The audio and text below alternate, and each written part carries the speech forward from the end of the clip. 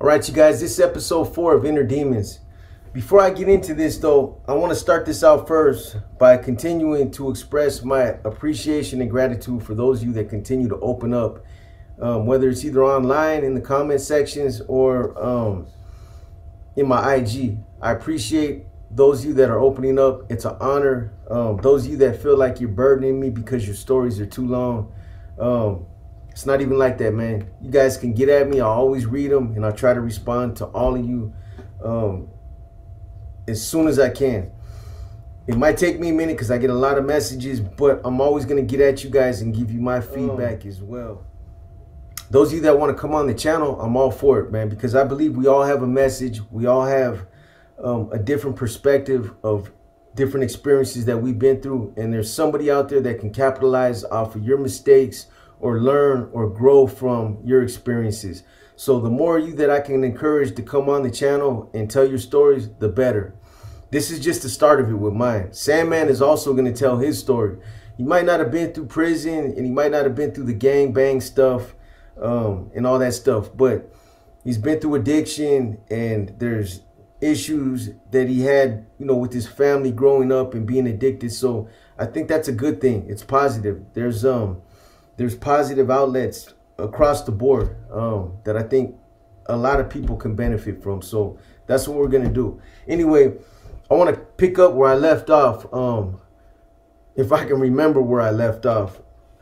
I think, so I spoke a little bit about how I got addicted, how I got involved with gangs.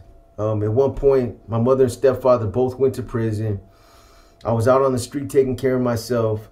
I would go to other little, you know, when I was a little young gang member, how I would go to other schools and terrorize and just do the things that little young dumb gang members do. I was drinking, smoking weed, shooting heroin. I started speedballing. I was in the thick of it by the age of 13, 14. You know, a lot of this stuff, I realized since I've been doing this, I've suppressed a lot of the painful memories, man. A lot of the things that I probably have tried to forget over the years. And I only realized that since I started doing this. There's things that I just don't remember, probably because I don't want to remember, that have been coming up since I've been doing this. I've tucked those things away somewhere where it's just those things are suppressed. I just don't think about them. And you know, it's kind of being that my stepfather and my mom are both gone. Gizmo, knock it off, man. This guy, man. But being that they're both gone, it's kind of awkward now because I'm not trying to tarnish their memories or speak ill of them, either one of them, or put them in a negative light. But, you know, I'm telling you guys this story. I'm telling you guys, I'm walking you through all the experiences. So again, the good comes with the bad comes with the good, man. Let me get into some of the things that I'm talking about. So I remember going back as far as like when I first moved in with my mom and stepfather, probably around, I don't know, I think I want to say 10 or 11.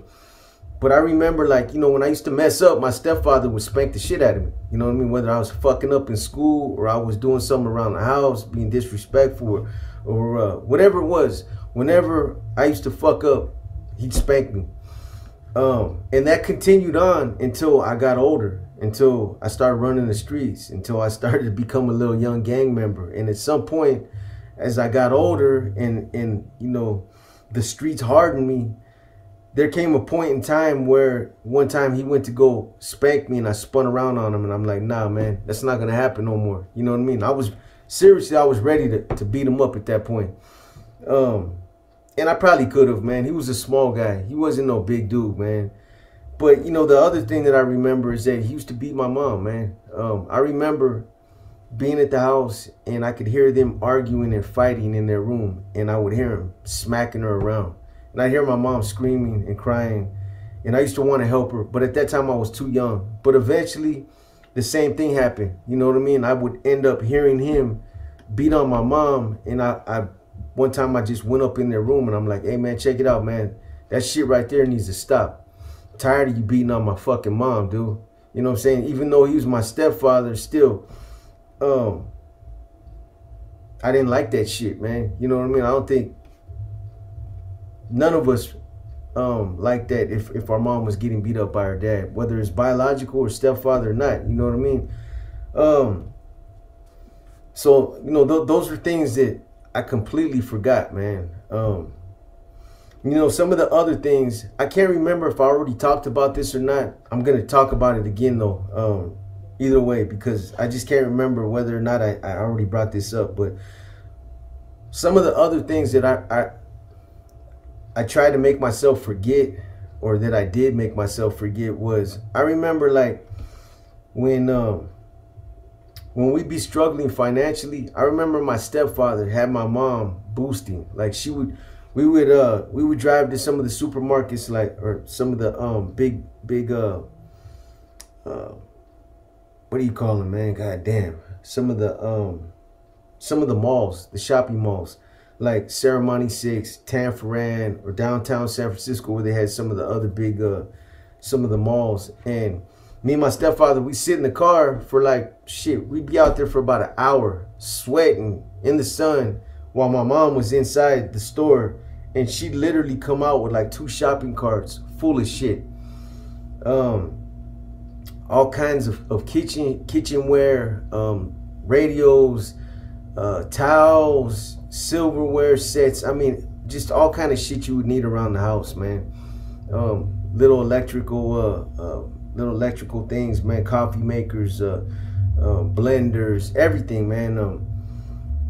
So she would boost, and then they would take that shit and they'd sell it. They had a fence, I don't know.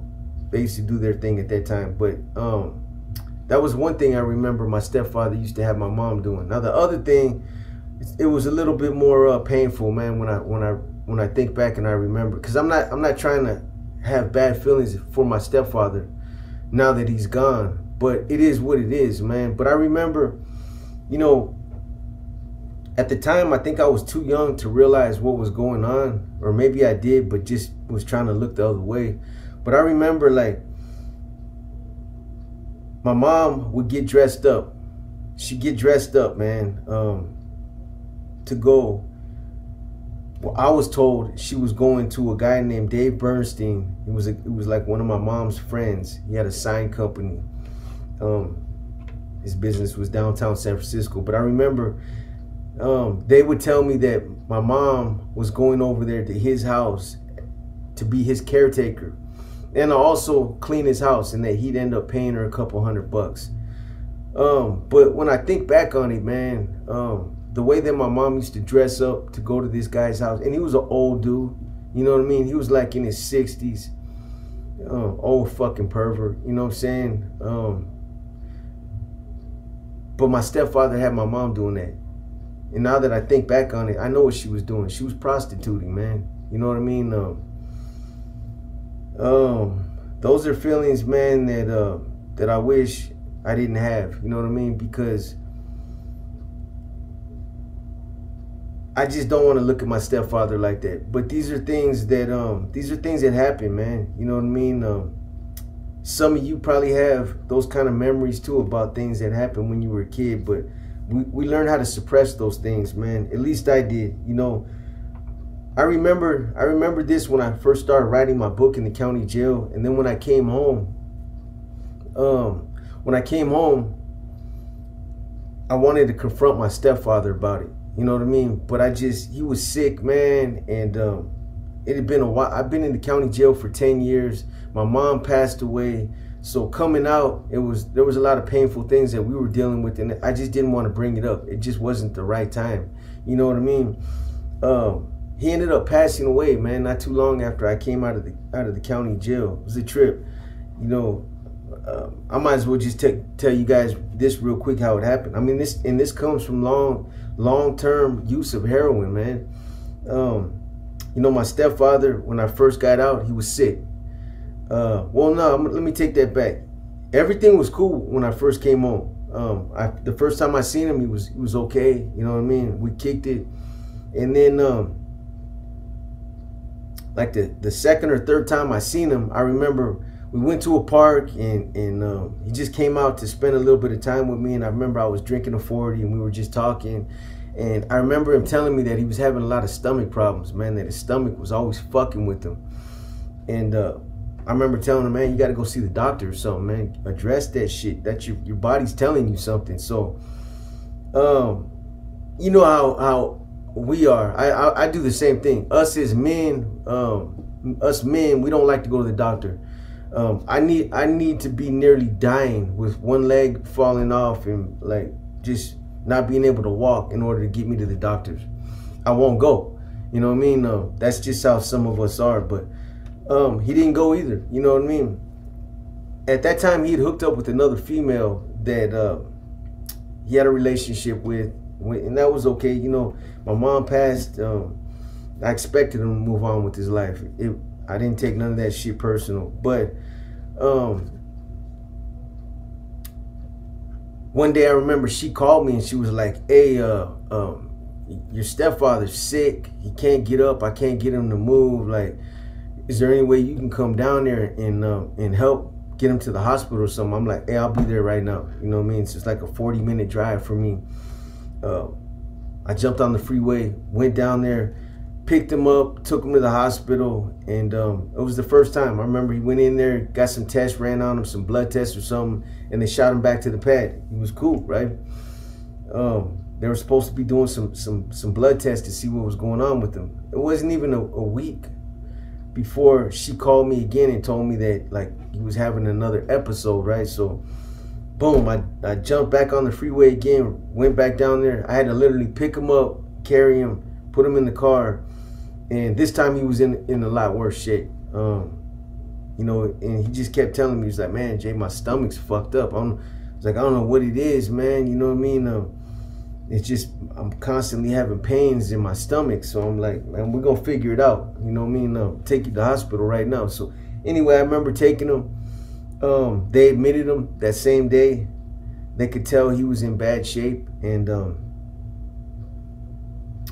so they ran some blood tests on him. I was there from like early in the morning all the way up until the evening, and at some point like 10 or 15 fucking, no bullshit, like 10 or 15 doctors came walking in. Bunch of them. They came in and they're like, hey, are you family? You know, it was like, yeah, that's my dad. And they're like, well, okay, so they wanted, you know, we want to talk to you about everything that's going on with him. And I'm like, okay, you know, so what's going on? He's talking about he has a lot of stomach problems, you know what I mean? So, you guys been able to figure out what it is? And the lady was like, one of the female nurses was like, you know, he's got stage 4 cancer. And I was like, what? Stage 4 cancer? That's something I've always been scared of, is cancer, man. It's a phobia of mine, you know what I mean? Cancer and flying. I hate flying. You know, all the shit I've been through. I hate getting on airplanes because I'm not in control, you know what I mean? But anyway, so I'm like, he's got stage 4 cancer. Well, how much longer has he got to live? And the lady was like, I don't know, but it looks like it started in his stomach, and it's spread all over his whole body. It's everywhere. You know, there's nothing we can do about it. I'm sorry. And I looked over at him, and I don't even think he was coherent, but I don't think he was coherent enough to understand what was really going on. He just was sitting there on the bed looking at me. And I'm like, Pops, did you hear that? You understand what they're saying? And he was like, no, what's going on? And I told him, like, hey, Pops, you got cancer, man. You got stage 4 cancer. And he just looked at me and was like, oh, okay. I don't even think he was able to process it, man, to be honest with you guys, man. So anyway, once the nurses and the doctors cut out, you know, I sat down and had a talk with them and told them that, you know, I was going to be there with them. I was going to try to come out as much as I could. I wrote my number down and I told him, Pops, call me, man. You know what I mean? And this is how far gone he was. It was already starting to affect him mentally, because I wrote my number down on a piece of paper and I'm like, Pops, here, call me. Call me when you get a chance, right? So when I handed him the piece of paper, he grabbed the paper and he put it up to his ear like he was making a call. And I'm like, no, that's my number. That's my phone number. The phone's right there. Call me when you get a chance, okay? But I realized that he was already to a point where it was getting bad, man. So they'd end up putting him on hospice because there was nothing they could do for him.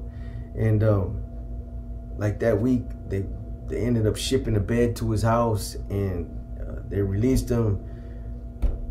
Had a nurse out there taking care of him for about a week, and he was gone, man. Within 2 weeks, he was gone. One day, his girl called me freaking out, and she was like, "I need you to come out here." Why? What's going on? She was like, "Your dad's not moving. He hasn't been responding since last night." And I'm like, "Well, what do you mean he hasn't been responding? Is he alive? What is he doing? Is he breathing?" She was like, "I don't know." I got frustrated. "What do you mean you don't know? You fucking can't tell if he's breathing? You don't know how to put your fucking ear towards his mouth and see if he's breathing, or you can't figure that out, you know?" And she was like, "I don't think he is. I think he's gone." I was like, "I'll be there, man." So anyway, when I got there, you know, I had somebody else go in and look. I could see his front door was open, and I could see the hospital bed, and I could see the top of his head, but I refused to go in there. I didn't want to see him like that, man. You know what I mean? I had a memory of him, and I wanted the memory. I didn't want to tarnish that memory. I wanted to keep it the way that it was. I had somebody take a picture of him, and I regret that. Looking at the picture, he didn't even look like my stepfather. His face was sunken in. He just looked like a skeleton, man. You know what I'm saying? That shit ravages your body. It tears you up. It's a grueling death, man. Yeah, so, you know, he was gone not too long after I came home, and I'm glad I got that little bit of time to spend with him. But, you know, again, that's why I always emphasize to you guys, man, you guys got family, and there's relationships that are strained, man. Bury that shit. You know what I mean? Take advantage of the time that you have with family while you have that chance. But anyway, you know, I realized that I had suppressed a lot of those feelings. So, you know, one of the other things that I was thinking about yesterday that I skipped over is, the mission actually wasn't one of the first gangs that I got involved in. One of the first gangs that I got involved with was a small gang that was called A Street Locals, Athens Street. And it was there was only about 10 of us. And this was when I was still going to Luther Burbank in Excelsior. And I was one of the founders of that gang. Me and there was 4 brothers that I used to kick it with. They were, I want to say they were Italian, the Itrabarias. It was David, Eric, Mike, and Chris. The 2 that I used to kick it with, the main 2 were Mike and Chris. One was a little rocker dude, and the other one was a little homie, a little cholo, right? But I mean, we were just a bunch of little young kids that probably wannabes, man. Just a bunch of little young kids trying to be gang members. I don't even think we really even gang banged. It just consisted of us going to cutting school, going to other schools, and then terrorizing some of the kids at some of the other schools, going onto the school grounds, drinking 40s, and pushing up on some of the other kids, going through the hallways, beating them up, and that's what we used to do, man. The other thing though is I remember being a little fucking you know, I watched some of the older homies, or just some of my friends. I watched how they dressed, walked, talked, and I emulated everything that I seen, man. You know, I was low riding straight up. I did all this shit. I remember wearing Tres Flores. Sometimes I used to wear a hairnet. Stacy Adams. I used to iron. I spent a lot of time ironing my Ben Davises and my Dickies, man, with starched up with baby cuffs. Used to iron my shirts. Shit, I used to fucking iron my boxers. You know what I'm saying? That's how much I was out there fucking low riding, man. But the other thing that we used to do is we used to kick it in my attic. Remember I told you guys I moved to Excelsior District, and we moved to that house, and it had an attic in that house that was basically the full length of the house. Up there, you know, we used to bring girls up there, and we used to smoke weed and drink beer and listen to music. That's all we used to really do at that time. We were like little peewees, man, little youngsters. And we weren't really big enough to go up against some of the other gangs out there in San Francisco. That would come later when I was start kicking it with LTM and SFM. But you know, I think I kicked it with these guys for about probably like 2 years, man. One of them ended up committing suicide, Eric, the older one. I don't even know why, but it tripped us all out when he did that. But you know, I remember an incident that happened that kind of ended our friendship. It was one night, it was around like 9 o'clock. Chris, I want to say it was Chris. Chris showed up with one of his little friends. I never even met the dude. He was a white dude, another little rocker. And they came by the pad like at 9 o'clock one night, and they were drinking, they were faded up, and they just wanted to kick back and smoke some weed. And I'm like, yeah, but check it out. My mom and Pops, they're asleep, so you guys got to be quiet, man. So they were like, cool, yeah, you know. So I let them in, and you know, my attic, it had a door that you used to pull down, and it had a ladder that used to come down. So we used to go up, pull the ladder down, and then we'd all go up, right? Up there, I had, like I said, man, I had it hooked up. It was gangstered out, you know what I mean? I had beer lights and sheets that were that had nice drawings on them, and teen angel shit everywhere, man. I had that motherfucker hooked up. It was like our little gang hideout, the honeycomb hideout, man. But anyway, that night, so homeboy's friend was drunk. He was drunk, man. He kept on fucking talking loud, and he kept knocking shit over and making noise. And I was like, hey, homie, you need to kick back, bro. My mom's asleep. And she even yelled it. She even yelled a couple of times, hey, you need to keep it down, man, or fucking or go somewhere else. It's too fucking late. We got to go to work tomorrow. So I was like, all right, you know. So anyway, I tell the dude, hey, man, you got to fucking kick back, bro. You know what I mean? And dude kept on talking shit, and he kept on making noise. So I remember that night I had a bayonet. It was like one of those knives that you stick on the end of an army rifle or something, right? And it had a sheath. So this dude kept on talking. He kept on talking. I kept telling him to shut up. He got disrespectful. And I remember I picked up that bayonet. I pulled it out the sheath, and I just tried to poke him in the fucking chest with it. I wasn't trying to harpoon the dude, man, but I was trying to stab him with it. So when I hit him in the chest with it, bam, and I tried to push it in, he grabbed it with both hands, and when he grabbed it, I just yanked it. I pulled it away, and it cut all 8 of his fingers, man. Dude was leaking bad. I mean, I opened up my dresser, grabbed a t-shirt, and threw it to him. I'm like, hey, bro, get the fuck out of my house, man. You know what I mean? I told you. And believe it or not, the homie got mad. The homie was like, bro, why'd you have to do that, bro? You know what I'm saying? That's fucked up, bro. You know what I mean? I'm like, hey, I told you, man, to tell homeboy to shut up, bro. You know what I'm saying? So anyway, they're leaving, and as we're going down the stairs, my mom opens up the door. What the fuck? You know what I mean? And I'm like, hey, they're leaving right now. So, you know, this dude's still talking. He's still fucking being loud. So, you know, now I'm pissed off. Now I follow him. I go outside with him, and I walk up the street. And when I get up to the corner on Felton and Peru, yeah, I get right there, and me and the dude start arguing, and he's talking shit, so I bomb on him. Bow! When I bomb on him, I start bombing on this fool. The homeboy bombs on me, right? So I turn around, and me and Chris start going at it now. And that incident right there ended up coming between us. That's the first time that fool put his hands on me like that, man.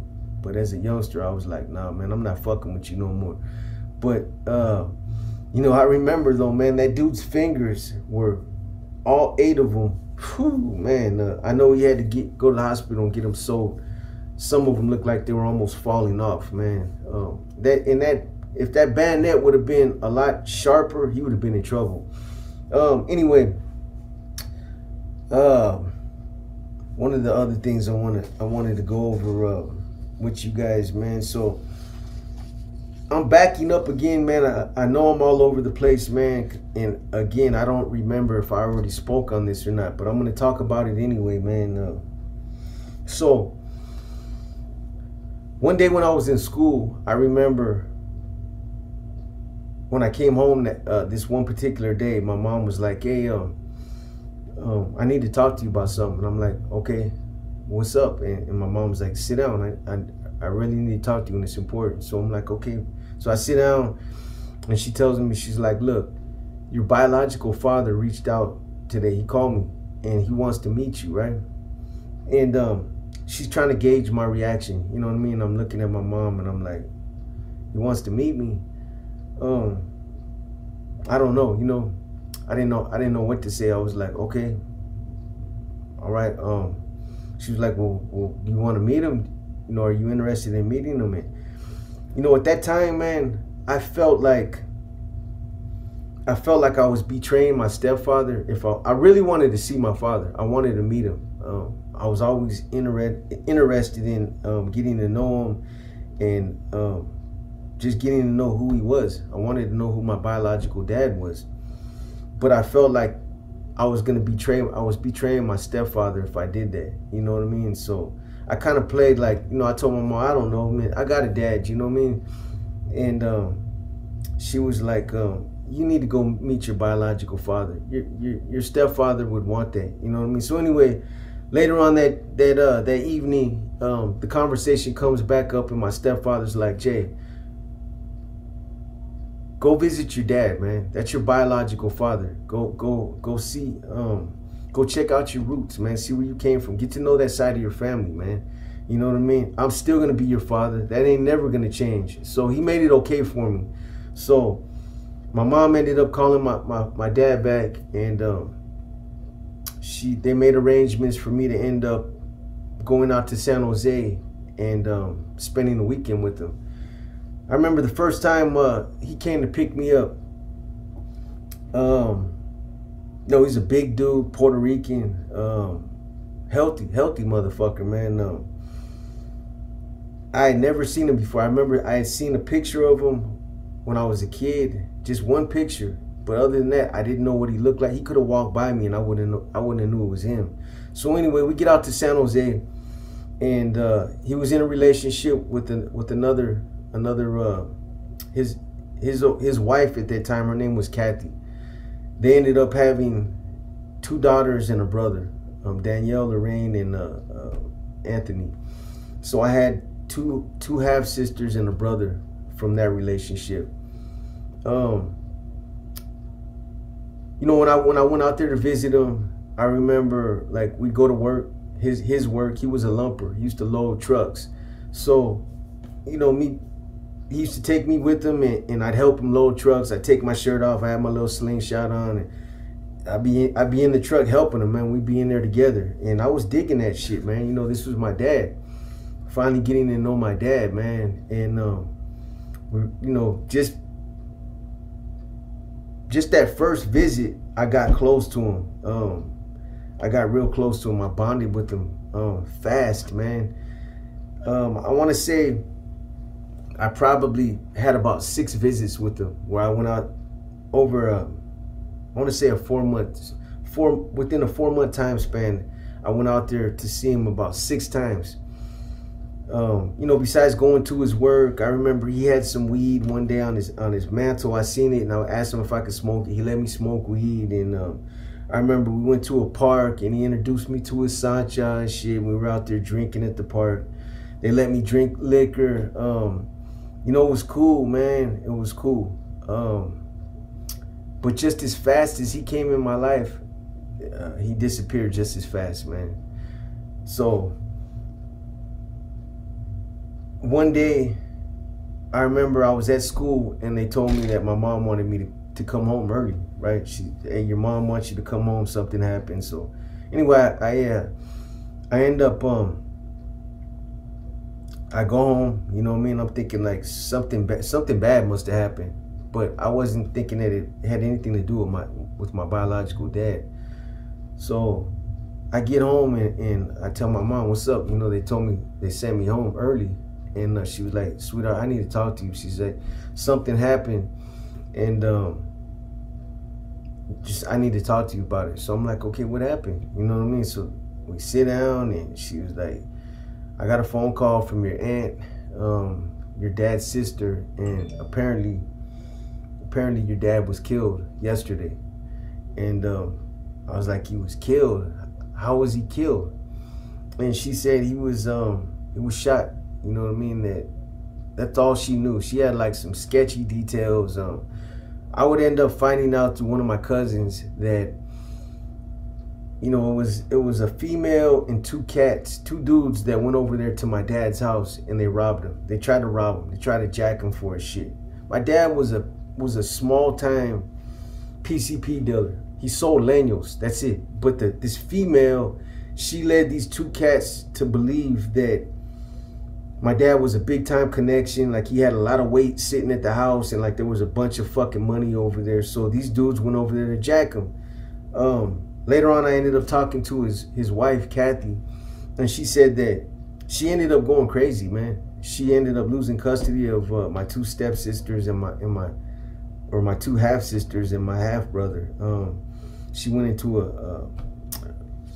an asylum, one of them crazy places, because she lost her mind. It was too much for her. When she was still sane, though, I talked to her, and she told me that they were laying in bed one morning, and somebody rung the doorbell. My dad got up, went to the door. He was out there for about 10 minutes, and she heard a commotion, and then she heard a pop.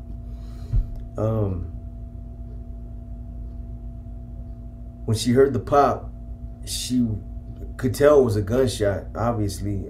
So she got up, she ran to the front door, and she see my dad laid out on the front porch, bleeding with a bullet wound to the head. They shot him in the head. You know, the female that was with these two dudes ended up telling later on, so some of the details came out, and apparently these dudes went over there to rob him, and at one point the gun came out. My dad rushed the dude that pulled out the gun, and at one point I guess he gained control of the gun, but there was two of them. So they ended up wrestling the gun away from him, and then they popped him. You know, when my mom told me, I didn't cry. I didn't know how to process it. I felt numb, you know what I mean? I would end up crying later by myself. I never wanted nobody to see me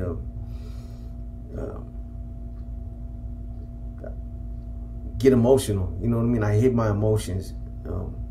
I did that as a kid, but you know, my mom was like, are you okay? You know, it's okay to cry if you want to let it out. She was like, I know you're hurting. And I'm like, I'm all right. You know what I mean? I'm okay. I'll be all right. But anyway, I would end up getting some of the details from one of my primos, and he told me, I remember he told me that the individual that killed your dad, his name was Pablo Peña, and they called him Pantera. That's all I remember, man. And I held on to that name for years because, you know, as a little kid, I was always thinking, when I get older, I'm gonna fucking track that motherfucker down that killed my dad, and I'm gonna kill him. So that name always stuck with me, you know, and it's strange, in a strange twist of fate, I would end up finding out years later that the NF was the ones that were responsible for killing my father. Pantera ended up being a high-ranking NF member. And it was just weird, man. It was just kind of crazy that when I found out through a homeboy, Leo Cano from San Jose, that got indicted in those 92 indictments. I was with him in the Adjustment Center in San Quentin, and he's the one that basically told me, he's like, look, bro, just through conversation, he didn't know who my dad was. He started talking about seas that were up there in Quint, or up there in the Bay, and I remember the name Pablo Peña came out his mouth, and I was like, what? Pablo Peña, Pantera, who is that? And he was like, man, that's one of the big homies right there. Like at that time, Pantera was part of the leadership. He was part of the OGB, the organizational governing body. He was the one that he was up there in the Tehachapi with Pinky, and he got caught up in that whole shit where dump truck Louis Chavez came out with that hit list. Well, Pantera was one of the ones that authored that hit list with Pinky. But anyway, it was just crazy when I found out, because at that time I was still at Hermano, but I was aspiring to be an NF member. So here I am aspiring to be an NF member, only to find out that this is the same organization that took my father's life. It didn't shake my resolve. I still wanted to be a C, but I was I was blown away, man. I was like, God damn, this is crazy, man. What are the chances of that happening? I just didn't expect it, you know what I mean? But you know, I don't know all the details other than that this female set him up and they went over there to try to rob him. You know, as a kid though, I remember having a lot of nightmares, and just the vision of my father laying there on the porch, like Kathy described him, gritting his teeth. He didn't die right away. He was alive, and I think that's why she went crazy, because he was laying there on the porch, just staring up, and he was gritting his teeth. And that visual, that image stuck in my mind, and it fucked with me for a long time. I think it's good to stop on that note right there. I'm gonna keep these a little shorter so that I don't lose track or lose focus of where I'm at. I have a lot to talk about, and there's a lot of things I'm blowing through. So I'm gonna kind of be all over the place when it comes to my you know, my younger years, because the years when I was a teenager, because those memories, they're spotty. They're still there, but they're spotty, man. As I'm talking about it, some things come to mind, and I'm like, I gotta back up and then touch on something else, and then there's something else that comes up I remember. So you guys just bear with me, man. You know what I mean? I'm about to hit the county jail. I'm about to get involved in 2 stabbings, or I'm about to get my first 2 stabbings at the age of 18 when I hit the county jail. From that point on, I'm pretty sure everything should kind of flow freely, because I can remember everything from that point on. It's just a lot of the stuff when I was a youngster that I suppressed, that I tried to forget about, that's kind of hard to remember. Anyway, I hope you guys enjoyed this episode of Inner Demons. Episode 5 will be coming out next. And again, man, I encourage you guys, continue to keep sharing your stories, man.